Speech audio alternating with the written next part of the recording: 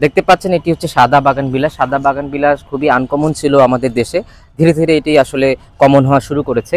আমরা এখন আরেকটি অংশ দেখব, সেটা হচ্ছে এক ধরনের অর্কিড দেখব। সে অর্কিডটা এখানে ফুটে রয়েছে, আপনাদেরকে যদি একটু দেখাই। এটা একটা অর্কিড, এবং অর্কিড কিন্তু এক ধরনের পরাশ্রয়ী উদ্ভিদ।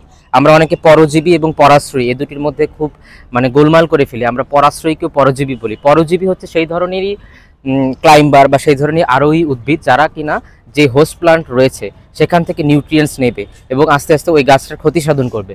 কিন্তু যারা পরাশ্রয়ী উদ্ভিদ, যেমন এই ধরনের অর্কিডগুলো রয়েছে, এরা শুধুমাত্র সেখানে আশ্রয় নেয়, তার কোনো রকমের ক্ষতি করে না। তো এটাই হচ্ছে পরাশ্রয়ী এবং পরজীবীর মধ্যে পার্থক্য। অনেক ধরনের দেখা যায় যে ফ্লোরিকালচারিস্ট রয়েছেন বা গাছপালা নিয়ে কাজ করেন, তারাও অনেক ক্ষেত্রে এই দুটি টার্মিনোলজি খুব ভুল করে থাকেন।